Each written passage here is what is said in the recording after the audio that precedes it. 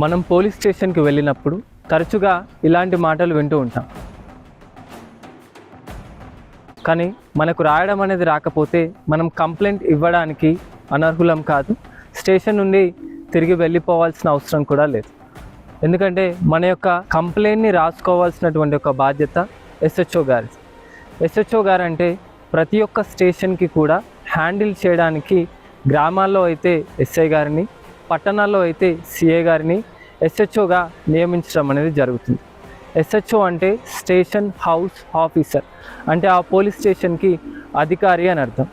SHO గారి యాబ్సెన్స్లో సంబంధిత duty officer గారిది. కానీ సాధారణంగా ప్రతి స్టేషన్లో కూడా స్టేషన్ రైటర్ గారిని ఎస్హెచ్ఓ గారి డైరెక్షన్లో సంబంధిత పోలీస్ అధికారితో మన యొక్క ఫిర్యాదుని రాపించడం అనేది జరుగుతుంది. మరి కంప్లైంట్ ఇచ్చిన తర్వాత కూడా మన యొక్క కంప్లైంట్కి గుర్తుగా ఒక సిఎస్ఆర్ రసీదును పొందడం అనేది మన యొక్క హక్కు. ప్రతి స్టేషన్లో కూడా మనం ఇచ్చేటువంటి కంప్లైంట్స్ యొక్క వివరాలను ఒక రిజిస్టర్లో రాసుకోవడం అనేది జరుగుతుంది. ఆ రిజిస్టర్నే కమ్యూనిటీ సర్వీస్ రిజిస్టర్ అంటారు. ఆ రిజిస్టర్లో మనం కంప్లైంట్ ఇచ్చినటువంటి ఒక డేట్, టైం, కంప్లైంట్ డీటెయిల్స్ని మెన్షన్ చేస్తూ దాన్ని ఆధారం చేసుకొని మనకు ఒక రసీదుని ఇవ్వడం అనేది జరుగుతుంది. దాన్నే సిఎస్ఆర్ రిసిప్ట్ అని అంటారు.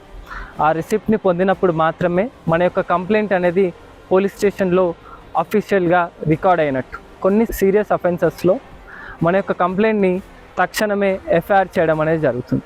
అప్పుడు సిఎస్ఆర్ రిసిప్ట్కి బదులుగా ఆ ఎఫ్ఐఆర్ కాపీని ఉచితంగా 173 సబ్సెక్షన్ 2 ఆఫ్ భారతీయ నాగరిక సురక్షిత సంహిత ప్రకారం ఆ ఎఫ్ఐఆర్ కాపీని ఉచితంగా పొందడం అనేది మన యొక్క హక్కు అని తెలియజేస్తూ సెలవు తీసుకుంటున్నాను. భారత్ మాతాకి జై. జై హింద్.